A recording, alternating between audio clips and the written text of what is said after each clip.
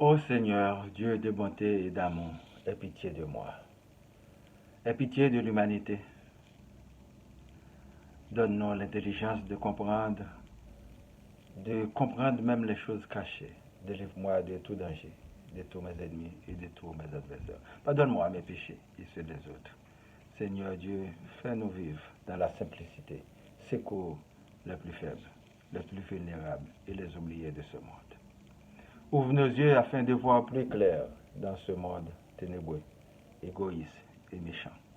Mon nom c'est Boniface Pardon, votre serviteur.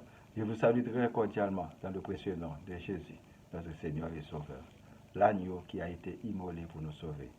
Je te reçois dans mon cœur, augmente en nous la foi. De ce fait, je vous dis merci et bienvenue sur les web, chers internautes, à l'écoute et à la visualisation de cette nouvelle édition.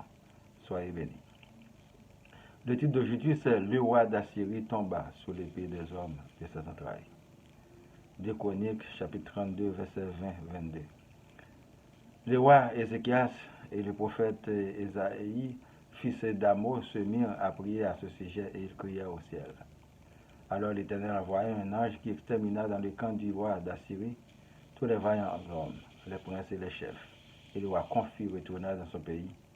Il entra dans la maison de son Dieu, et là, ceux qui étaient sortis de ses entrailles le furent tombés par l'épée. Ainsi l'Éternel sauva Ézéchias et les habitants de Jérusalem de la main de Sanchérib, roi d'Assyrie, et de la main de tous, et il les protégea contre ceux qui les entouraient. Pour la prédication, mes frères et sœurs dans le Seigneur, que la grâce et la paix de Dieu soient toujours avec vous. Est-ce que c'est l'Éternel qui est votre force protectrice? Si c'est oui, tenez ferme, que votre foi augmente davantage en lui. Si c'est l'ennemi, fuyez-le, car vous êtes dans le chemin de la perdition. Est-ce que le fait que l'Éternel vous a sauvé du piège de l'ennemi signifie que vous êtes hors du danger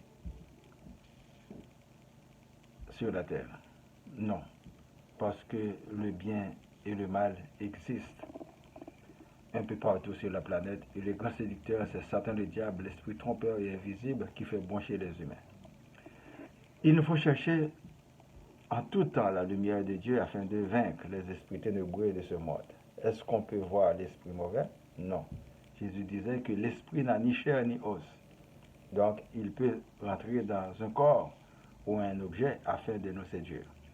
Mes frères et sœurs, il est extrêmement dangereux de faire face aux esprits mauvais si vous n'avez pas la lumière de Dieu en vous ou bien la foi dans son Fils Jésus de Nazareth. Parce que cela arrive au hasard et vous n'aurez pas beaucoup de temps pour réagir. L'exemple de prier le Seigneur demeure étrange de nos jours. Le texte nous explique le roi Ézéchias et le prophète Ésaïe se mirent ensemble d'un commun accord pour s'adresser à Dieu pour défendre leur pays contre l'agresseur roi Assyrie qui croyait dans son faux Dieu.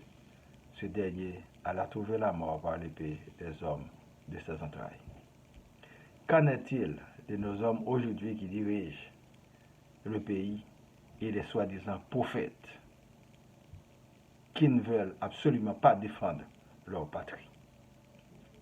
Physiquement, nous pourrons dire que tous les hommes périront un jour, d'une façon ou d'une autre. En qui croyez-vous? Attachez-vous à la vie ou à la mort?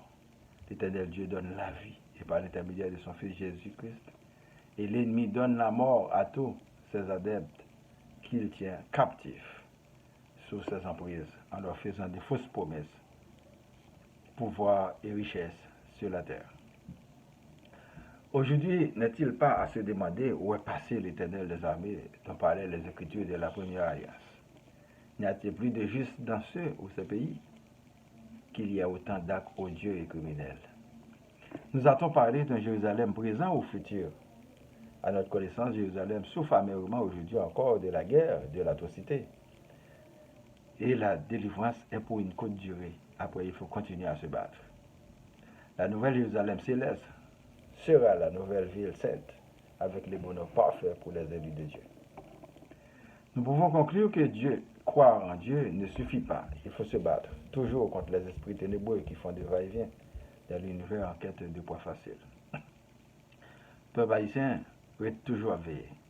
Jésus dit nous prier veiller, c'est nous qui pouvons faire. Cela prend du courage, de l'argent et de l'énergie pour réaliser un projet. Ne vous laissez pas intimider par les ennemis, des fois qui se déguisent en amis. En réalité, ils sont des faux amis et ils en resteront pour toujours. Ce qui prime, ce sont les intérêts des nations. Malheureusement, nos dirigeants corrompus ne défendent pas les intérêts de la nation. Quand les voleurs dirigent, on ne peut pas s'attendre à de bons résultats. Ne soyez pas étonnés si vous récoltez la catastrophe, la pauvreté, le crime et tous les éléments négatifs comme produit. Haïti est un des rares pays que la population fait de l'apologie des voleurs et des criminels au pouvoir. Nous n'avons pas d'hommes et de femmes capables de regarder l'autre en face pour négocier les affaires du pays, parce qu'il ou elle est corrompu. Comment voulez-vous que l'autre a fait construire 11 ou 12 canaux sur une rivière qui nous appartient et vous essayez d'en construire un seul canal? Des experts de l'organisation viendront pour mettre des bâtons dans vos roues. Ce sont les voleurs qui nous dirigent. Que faites-vous, les hommes et femmes de ce pays? Vous croisez les bras pendant qu'on vous tue. À vous de mourir en hommes ou femmes libres, ou mourir comme des esclaves. Nous avons des dirigeants presbytes, malheureusement, qui voient tous les événements qui se produisent dans d'autres pays, mais pas dans leur pays, parce qu'ils dirigent et pillent pour les autres pays au détriment du peuple. Vous pouvez être libre ou esclave, comme bon vous semble. À vous de choisir un des deux. Nous demandons à l'Éternel Dieu de nous délivrer de tous nos ennemis et de tous nos adversaires. Que Jésus nous sauve de tout danger et de tout mal. Que l'Esprit Saint nous guide le chemin. Prions pour moi, ma famille, vos familles, les membres des groupes spiritualité, les amis, les personnes malades, à la maison comme à l'hôpital, les personnes endeuillées, les démunis, les prisonniers, les chômeurs, les leaders et les villes Laval, Montréal, Québec, Canada et le monde entier. Que la paix soit sur le monde. Récitons notre Père qui est aux cieux, que ton nom soit sanctifié, que ton règne vienne, que ta volonté soit faite sur la terre comme au ciel. Donne-nous aujourd'hui notre pain de ce jour. Pardonne-nous nos offenses comme nous pardonnons aussi à ceux qui nous ont offensés. Et ne nous laisse pas entrer en tentation, mais délivre-nous du mal. Car c'est à toi qu'appartiennent la puissance et la gloire au siècle des siècles. Amen. Je vous souhaite de passer une bonne journée et une bonne semaine. Lisez et méditez toujours sur la parole de Dieu. C'est votre serviteur Boniface Paradon. Merci et à la prochaine. Au revoir.